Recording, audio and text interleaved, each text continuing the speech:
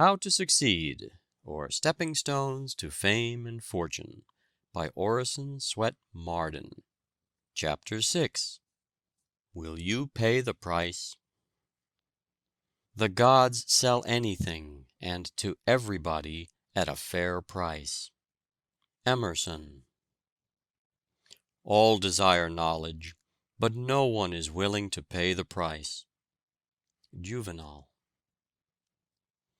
There is no royal path which leads to geometry.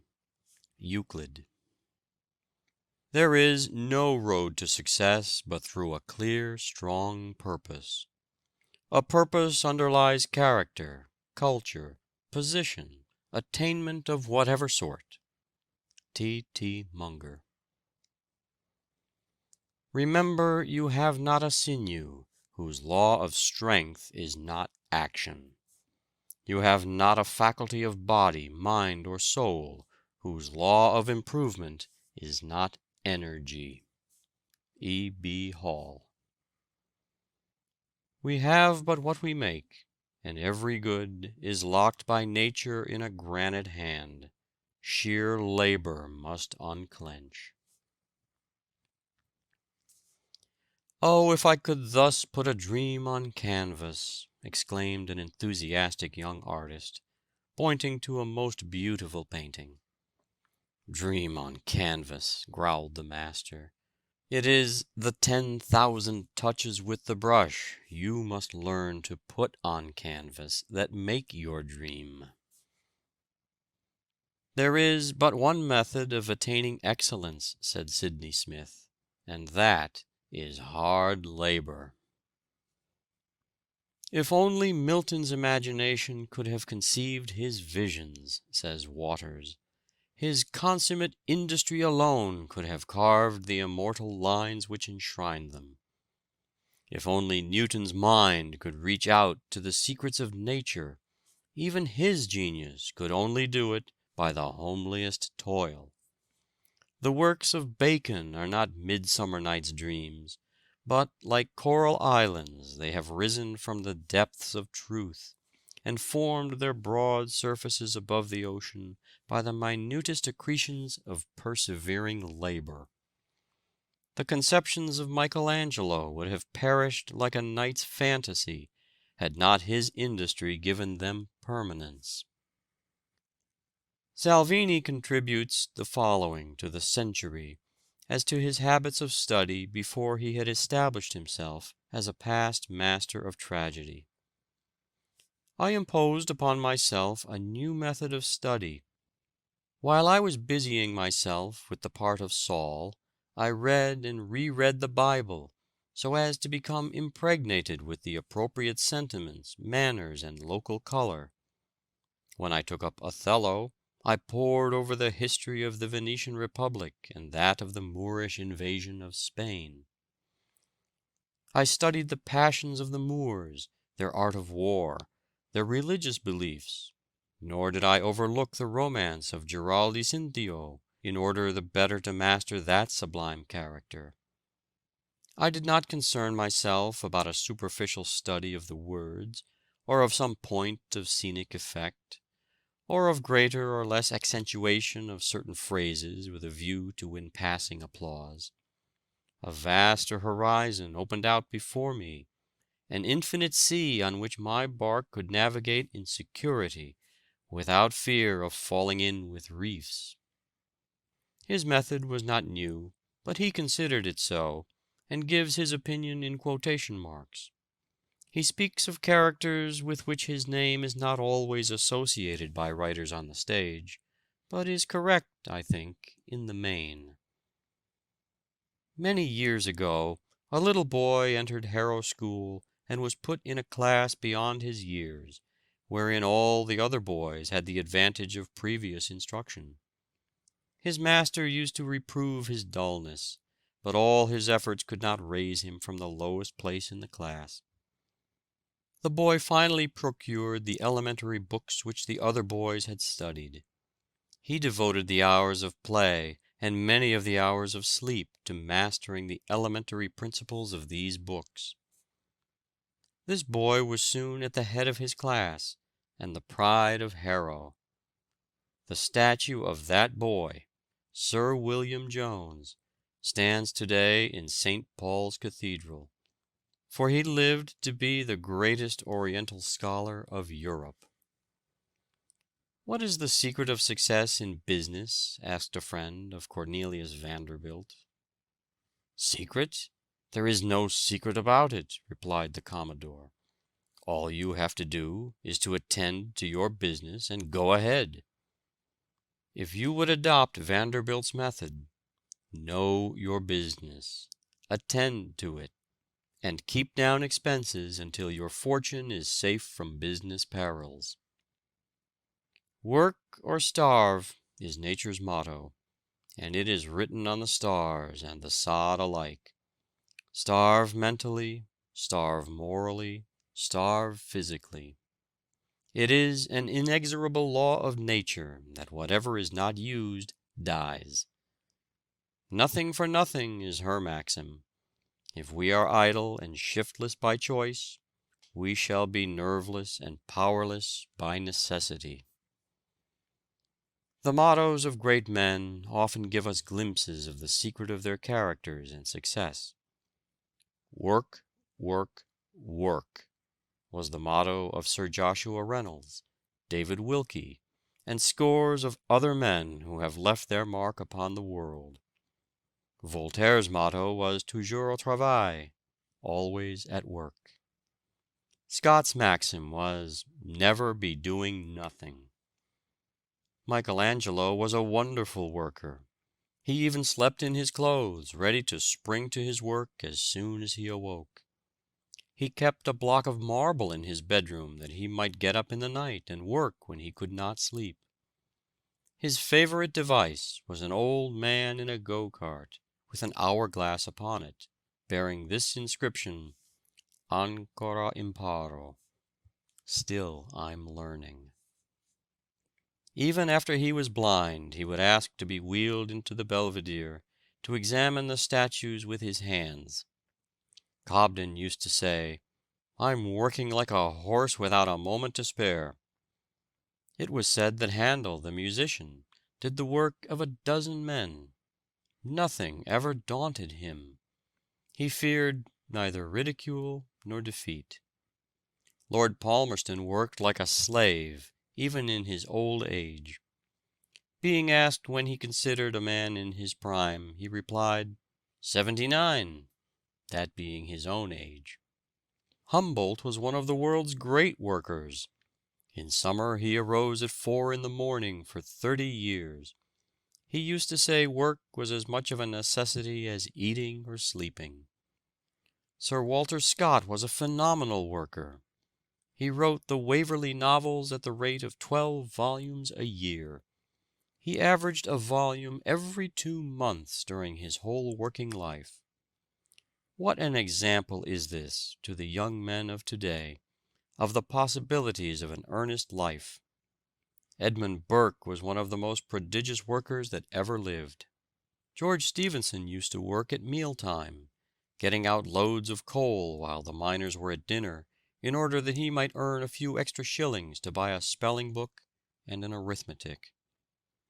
His associates thought he was very foolish, and asked him what good it would do to learn to read and cipher.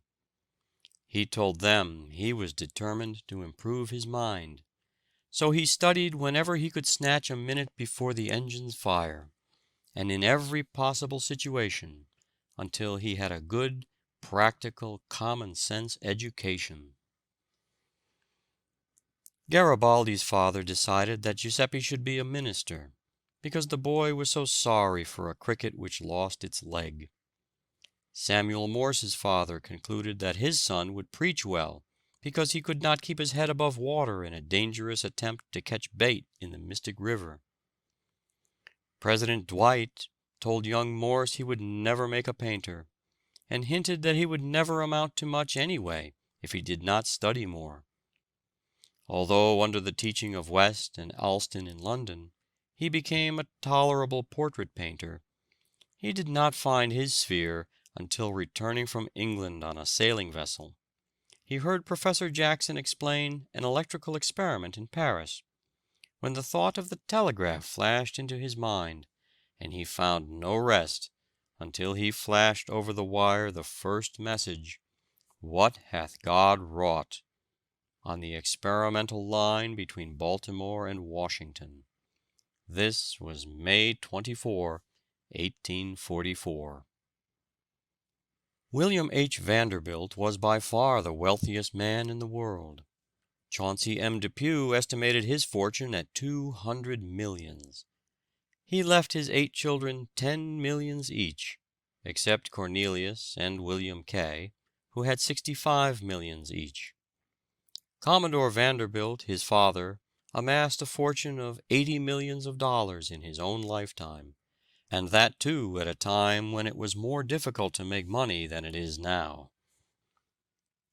Mr. C. P. Huntington is a good example of a self-made man. His father was a Connecticut farmer. The farm was left to him, but he traded it off for a lot of clocks which he peddled in mining districts for gold dust and nuggets. He and Mark Hopkins formed a partnership and opened a hardware store in California. They united with Leland Stanford in the construction of a railroad, and they all got rich rapidly. Mr. Huntington is one of the greatest railroad operators of the country. He always acted upon the principle that he would control the stock of any road in which he was interested. He is one of the most methodical men of all the millionaires of this country. He is very plain in his manner, strictly temperate, and very abstemious in his living. He said he never knew what it was to be tired. Russell Sage used to keep a grocery store in Troy, New York.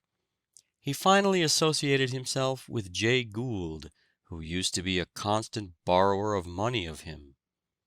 Mr. Sage probably keeps more ready money on hand than any other millionaire.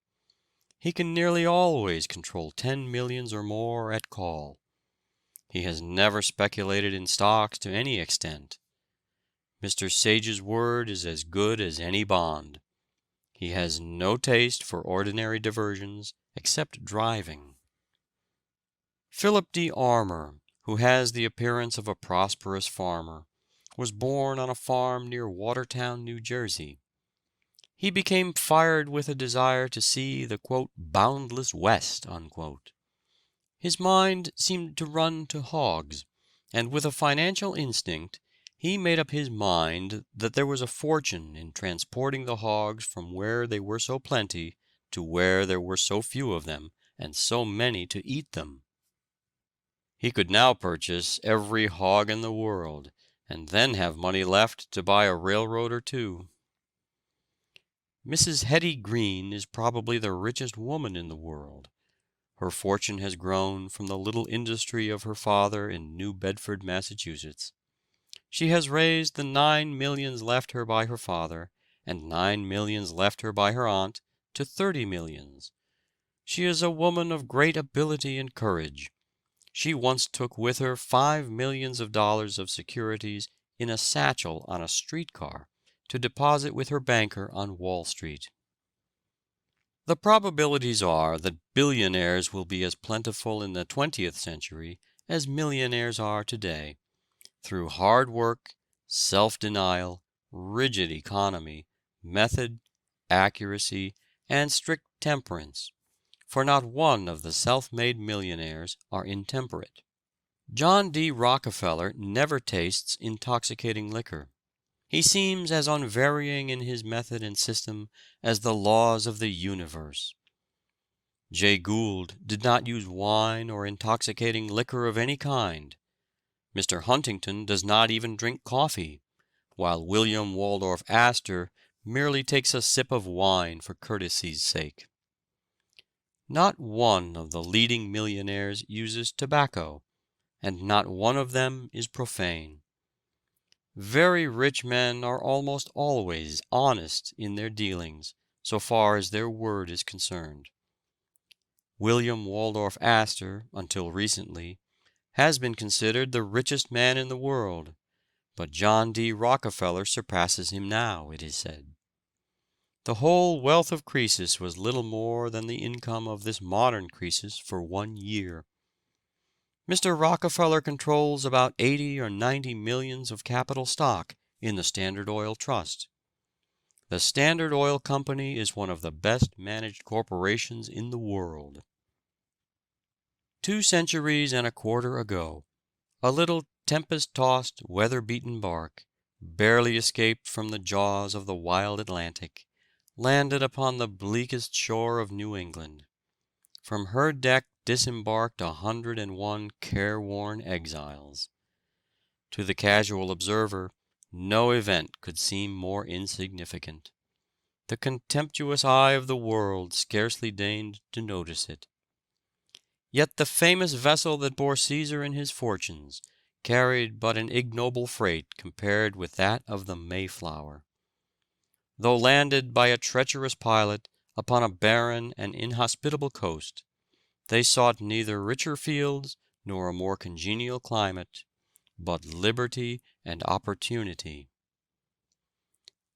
A lady once asked Turner the secret of his great success. "I have no secret, madam, but hard work." This is a secret that many never learn, and they don't succeed because they fail to learn it. Labor is the genius that changes the world from ugliness to beauty, and the great curse to a great blessing. See Balzac in his lonely garret, toiling, toiling, waiting, waiting amid poverty and hunger, but neither hunger, debt, poverty, nor discouragement could induce him to swerve a hair's breadth from his purpose. He could wait even while a world scoffed. "Mankind is more indebted to industry than to ingenuity," says Addison. "The gods set up their favors at a price, and industry is the purchaser."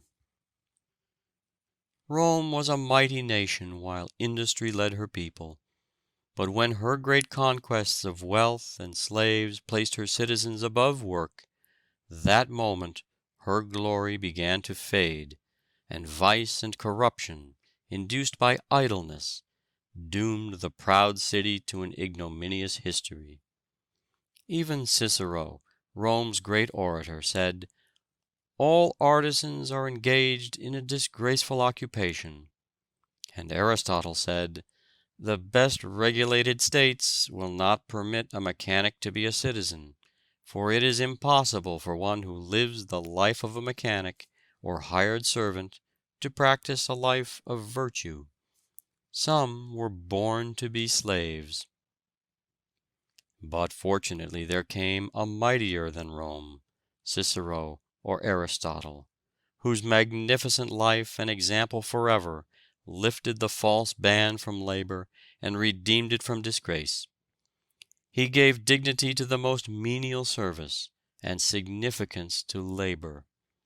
Christ did not say, "Come unto me, all ye pleasure hunters, ye indolent, and ye lazy," but "Come all ye that labor, and are heavy laden."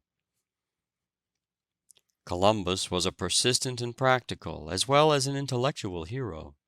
He went from one state to another, urging kings and emperors to undertake the first visiting of a world which his instructed spirit already discerned in the far-off seas. He first tried his own countrymen at Genoa, but found none ready to help him. He then went to Portugal, and submitted his project to John II, who laid it before his council. It was scouted as extravagant and chimerical. Nevertheless, the king endeavored to steal Columbus's idea. A fleet was sent north in the direction indicated by the navigator, but being frustrated by storms and winds, it returned to Lisbon after 4 days' voyaging.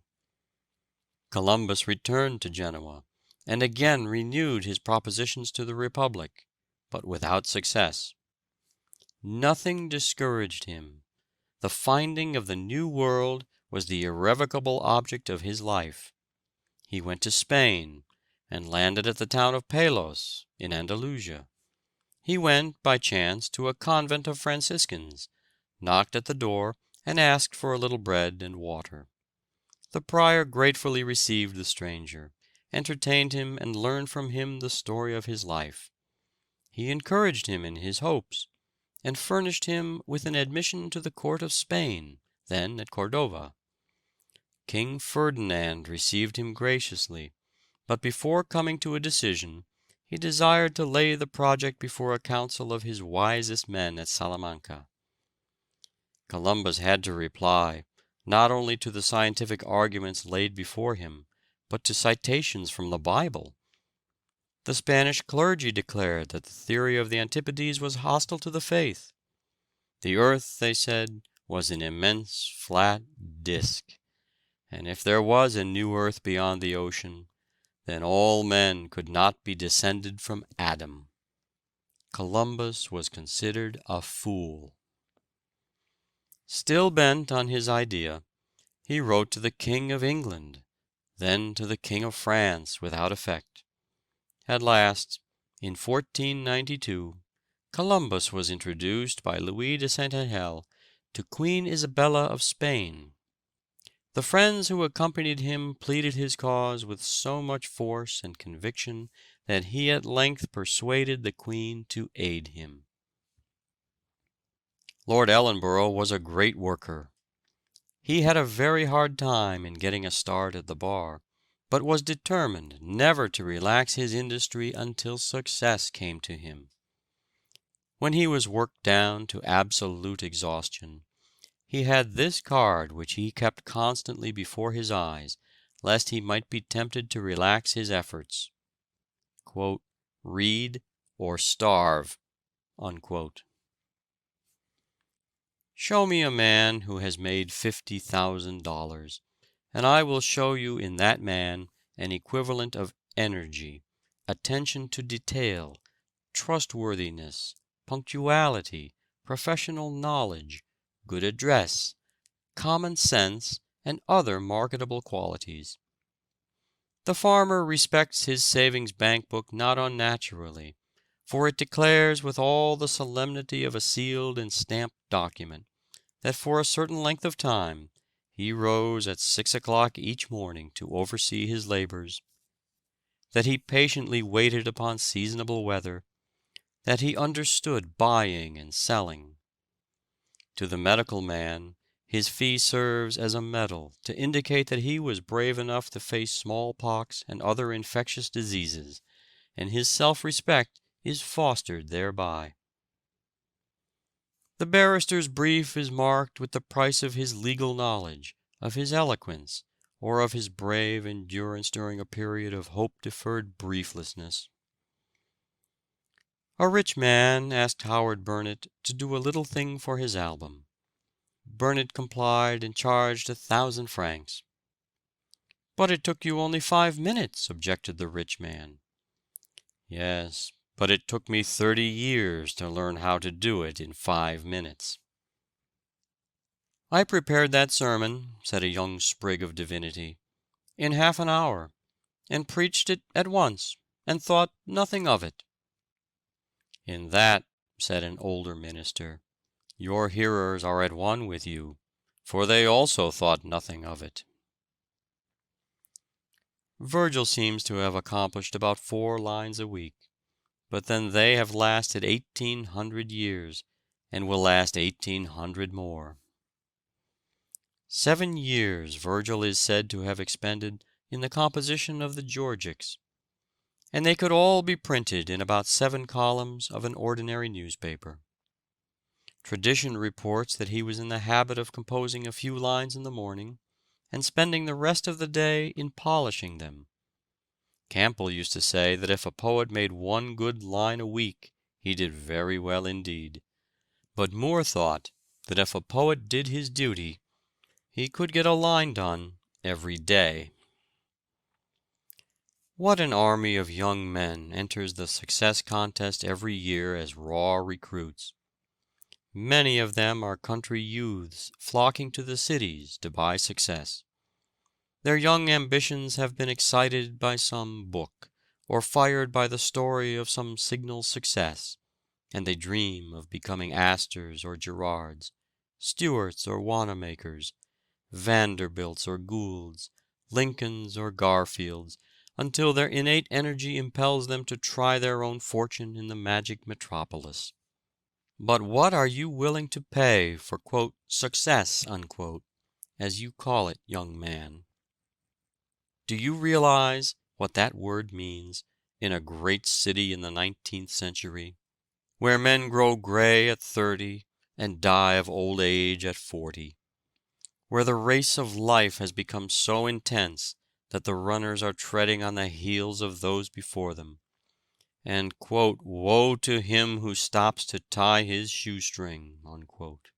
Do you know that only 2 or 3 out of every 100 will ever win permanent success, and only because they have kept everlastingly at it, and that the rest will sooner or later fail, and many die in poverty because they have given up the struggle?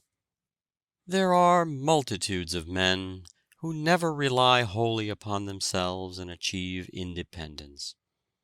They are like summer vines which never grow even ligneous, but stretch out 1,000 little hands to grasp the stronger shrubs, and if they cannot reach them, they lie disheveled in the grass, hoof-trodden and beaten of every storm. It will be found that the first real movement upward will not take place until, in a spirit of resolute self-denial, indolence so natural to almost everyone is mastered. Necessity is, usually, the spur that sets the sluggish energies in motion. Poverty, therefore, is often of inestimable value as an incentive to the best endeavors of which we are capable. End of chapter 6.